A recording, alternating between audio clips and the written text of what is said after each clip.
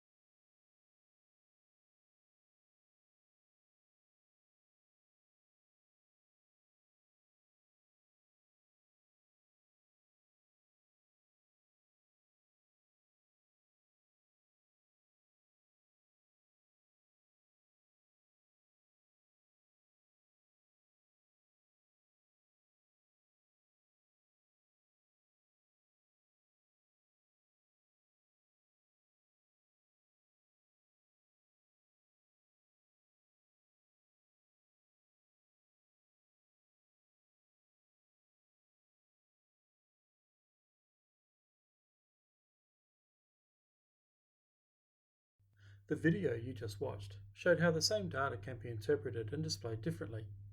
We can use the 8 dimensions of data quality to help us determine whether the data is fit for purpose. While there is no single definition of data quality, i.e. no official standard, data is generally considered to be of a high quality if the consumer is fit for the purpose it was collected for. This is a very subjective view, as one person may view a set of data as being acceptable, while another may not. This is why there is now a larger body of data quality research aimed specifically at providing a systematic approach to determine whether or not data is fit for purpose. These are described as the 8 dimensions of data quality. The first one is accuracy. Accuracy is the degree to which data resembles and reflects the real world.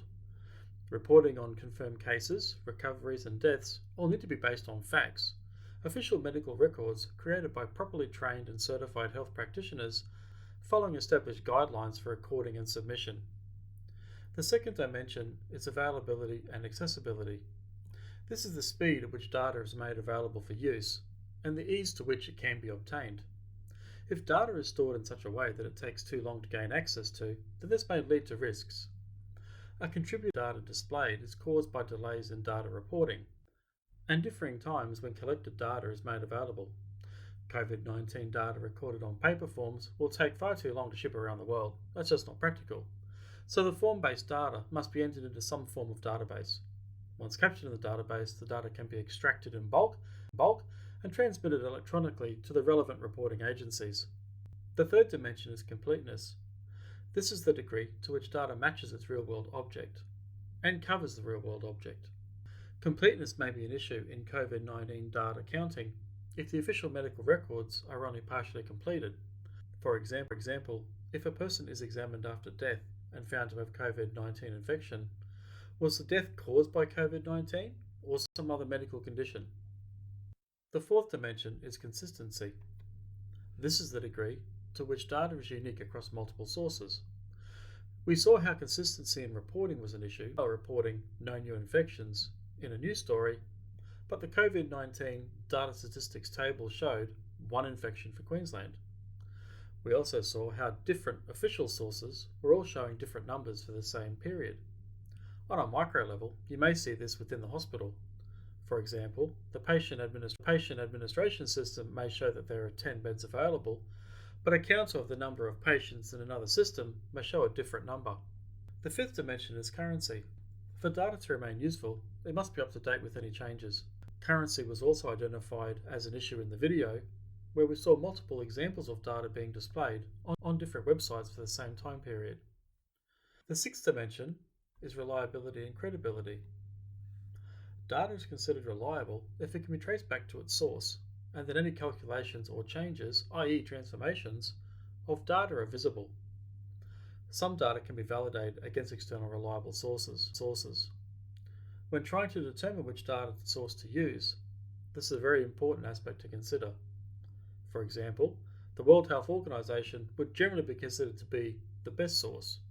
But what about our state and federal government data? Shouldn't we use this data as it has been recorded and reported by our own health authorities? And it depends.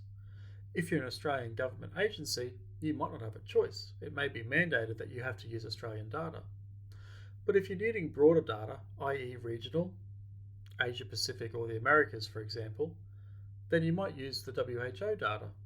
So you need to really consider what you want the data for, and then research potential sources and understand how they collect and treat their data. The seventh dimension is usability and interpretability. Data is collected for a specific purpose, and the key consumer may confirm it is usable, while a secondary consumer may not be able to use it because it doesn't meet their needs. Recording, collecting, and using data within a hospital should be considered primary use. Sending the data to the state government or the WHO for policy and public health decision making is secondary use. Downloading and using data from the WHO would also be considered secondary use. The dimension is validity. If a data item was calculated from other data, then the calculation must be correct and using the right data items. This is where the degree to which data aligns with known business rules is crucial. COVID-19 data collection tools. If you visit the International Severe Acute Respiratory and Emerging Infection Consortium, in conjunction with the World Health Organization, they have developed a COVID-19 case data collection tool, a set of forms and software. Included in the resources are instructions on how to complete the forms. The instructions themselves define the data quality requirements. For example, the patient identification number is described in terms of its meaning, format, and structure, and explicit instructions are provided for how it should be used. Data quality begins at the point of data capture, which is why these type of tools are so very important.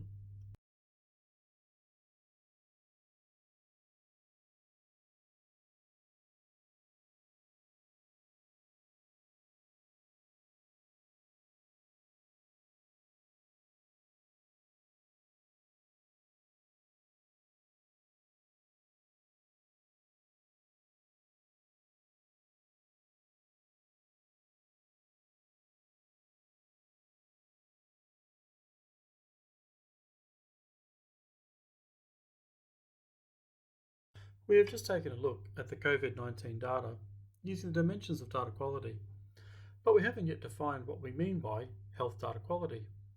There is an extensive body of research into data quality in healthcare with a specific focus on identifying or clarifying the dimensions of data quality of importance in health. A perception study was conducted with nursing and midwifery staff to understand which dimensions of data quality were most important to them.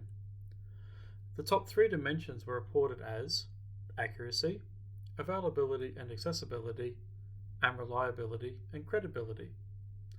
This aligns pretty well with the most commonly reported dimensions in healthcare of being complete, accurate, and timely. The survey participants were also asked about their challenges with data. The results show a different set of data quality dimensions reported. Accuracy is there, but now we see usability and interpretability coming into the picture, as well as availability and accessibility. If we consider that the purpose of defining data quality is to assess the degree to which data is fit for purpose, then the challenges of data quality make sense. There were also comments relating to not being able to read doctor handwritten notes, documentation being incomplete, or challenges getting access to the right data when required, which again align with those data quality dimensions reported. Data quality definition for healthcare. We have examined the 8 dimensions of data quality in action, and now we can see that there's a difference of opinion about which are the most important, which are the most challenging. What is missing is an agreed definition of what data quality means in a healthcare context. Researcher Victoria Charnock undertook a review of data quality literature within healthcare and proposed the following definition of data quality for healthcare. She says, data which is accurate, complete, used solely for the purpose it was originally collected for, and is available when the user expects it to be available. Take a moment to consider this definition against what we have just covered. Do you agree? Or do you think there are other dimensions that are more important? Or do you think they're equally important? Take a moment just to consider what you think.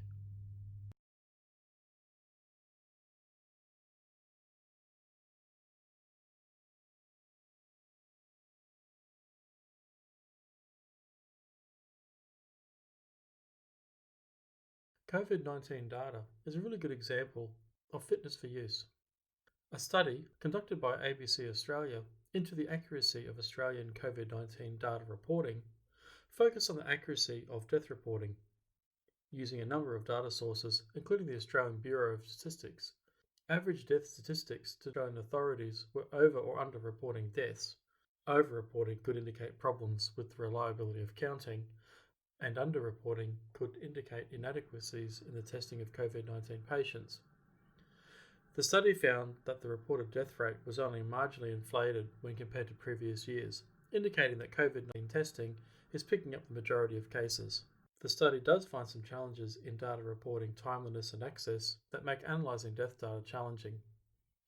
In contrast, a CNBC investigation cast a shadow over the accuracy of US COVID-19 data quality, as it uncovered some inconsistencies in data reporting, particularly where the volume of testing has been reduced.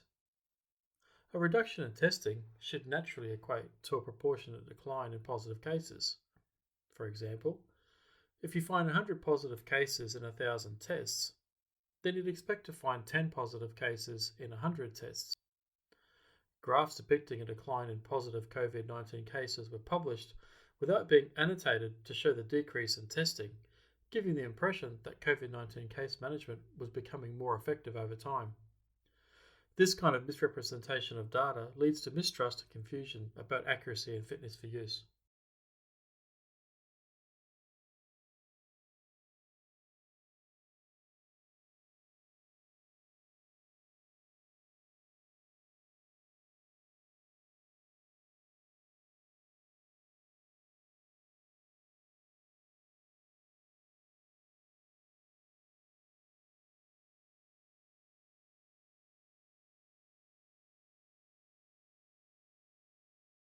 We can learn a lot from examining COVID-19 data. You can't just trust what you can see on the internet. You need to do your homework, compare sources, and look for details about how data is collected and reported. A more reliable data source will be transparent and provide these facts. In contrast, be wary of data sources that provide little information about where their data comes from and the frequency of updates. Identifying a primary source of data can be a challenge. Look to industry, but also look to local and federal policymakers. The 8 dimensions of data quality can help evaluate the overall quality of data to determine fitness for use. As a final thought, the COVID-19 pandemic has had some positive effects. Increased personal hygiene and social distancing has led to a decrease in mortality rates and a reduction in influenza cases. Have a look at the ABS website and you can see how hospital supplied data has been aggregated into this report. Newsflash, hot off the press. A report published in the news.com website cites an error in the original reporting of data that modelled the potential COVID outbreak in Australia and identified the number of ICU beds that would be required. An error in the modelling meant the data for the estimated number of hospitalisations was instead shown as the amount of people who would need intensive care. This resulted in New South Wales having an estimated 12,000 needing intensive care rather than 3,000 it was meant to show. This mistake was detected by an infectious diseases research team from James Cook University and was reported back in April, but the report is yet to be corrected officially according to the article.